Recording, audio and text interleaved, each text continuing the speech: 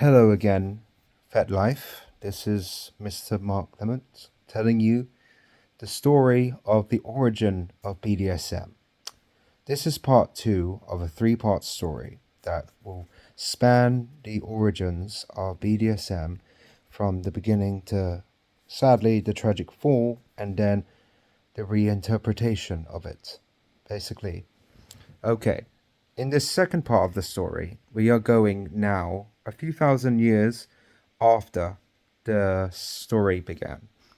Now Yhara is a well-worshipped deity, a goddess instead of a titaness, because she is known as a goddess now, because now the Greek pantheon is much bigger, and she is known as the true.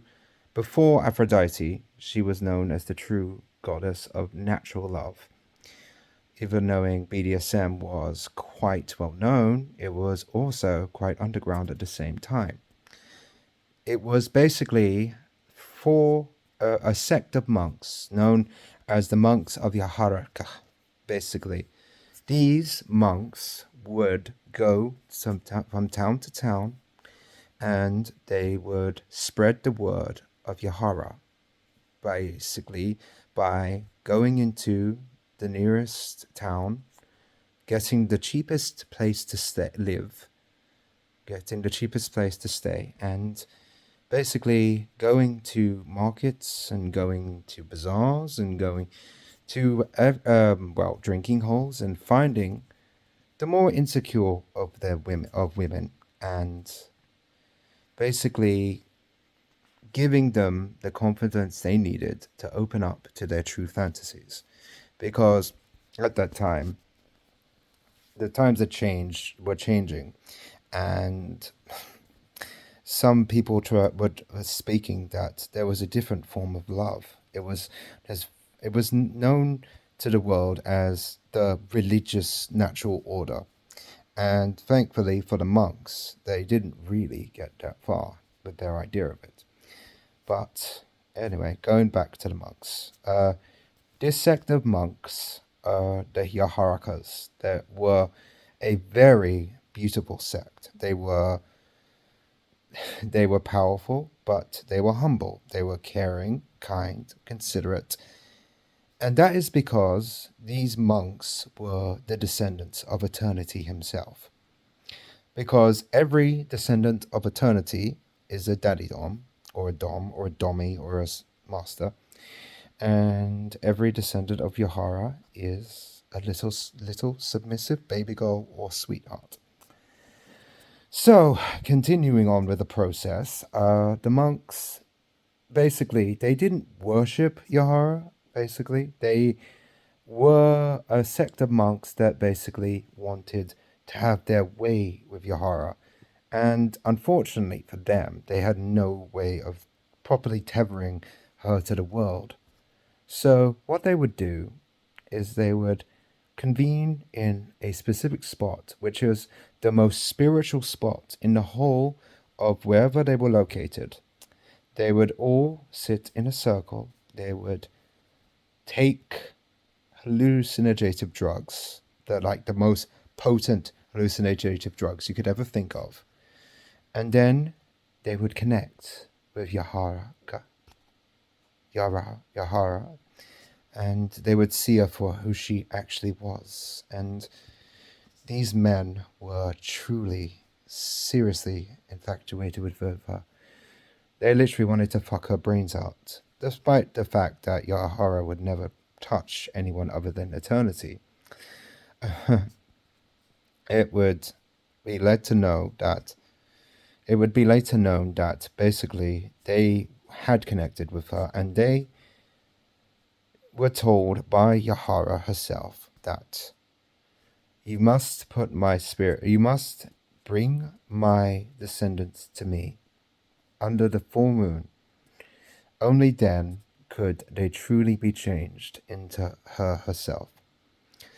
So the monks did this. They, as I said before, they would go to the deepest and the darkest of deepest, darkest, maybe even sometimes the loneliest and quietest places in all of the places they went, and they would find beautiful, beautiful, full-bodied, sometimes petite women, where they would fashion them into conduits for yhara, which in itself was the origin of the earthbound little submissive, or the earthbound baby girl, or the earthbound sweetheart. And basically, like with eternity, they would use a symbol of ownership, which would be an item that would be worn around the neck and would never be allowed to be removed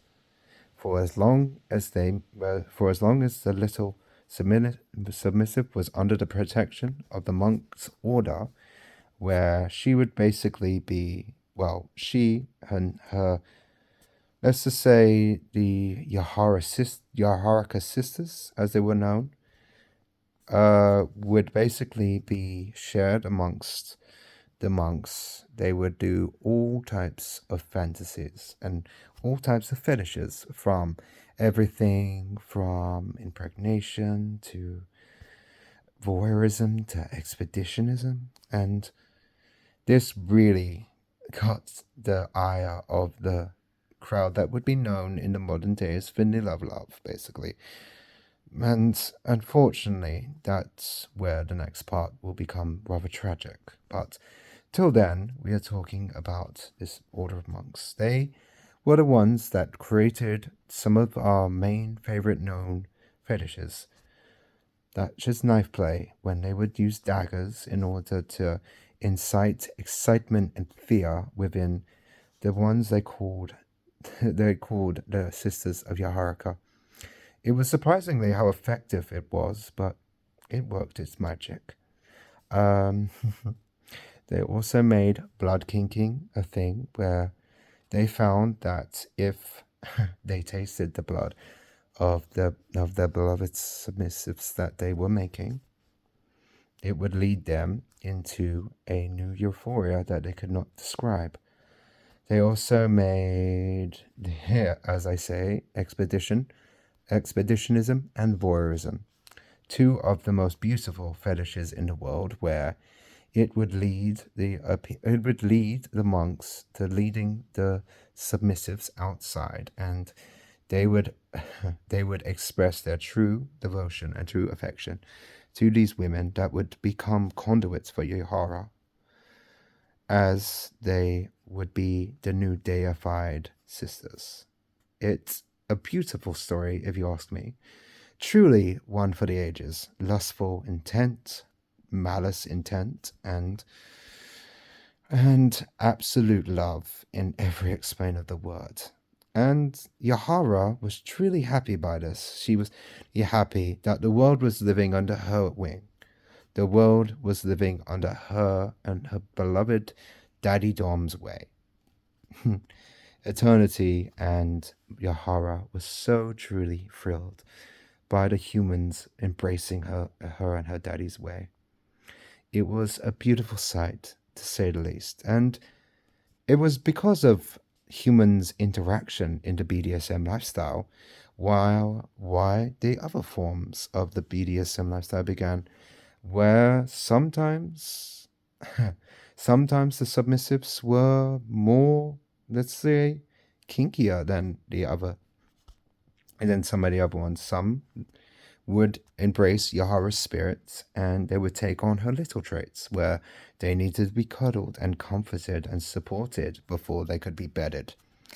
And then there would be other ones that would enjoy being pinned down, being chained up, and literally have the monks have their way with them, making sure they call them master, and they called them Dommy, and they called every single naughty word under the sun. And that is where the idea of degradation came from. Basically, when the monks that would find the more, as they wouldn't be known then as brats and submissives and slaves, yes, That's where degradation came from, where the idea of breaking down these brats' walls by teaching them that they are safe, but if they act up, then they would be punished for their misdeeds. And that is where the idea of, in BDSM, punishments became a thing for the littles that took too much of yhara into them. As yhara, even knowing she was a titaness, giant beyond measure, uh, beyond measure, she would brat out, and let's just say eternity did not appreciate that. So he would create the thirst punishments, which were, as we know today, it was choking, spanking, and depriving her of her need of her daddy's part. so, so this went on for quite a while. It led to It led to so many different civilizations having orgies, having the lustful intent. It even led to Pompeii being known as the red light district of ancient Rome, when people could finally be themselves. They could finally be themselves in their fetishes, and a world was a truly happier place. I wish I could say this would be the end of the story. The world would continue in the BDSM way, and everything would be joyous and everything would be great. Unfortunately, then the era came. The era of the next wave of BDSM, where it became just like the just like prohibition. BDSM would become banned and forbidden because, well, I guess I'm out of time for my second part. But until next time, thank you, Fat Life, and thank you, my audience, for listening to me talk about my lifestyle and how proud I am of it. Till next time, bye for now.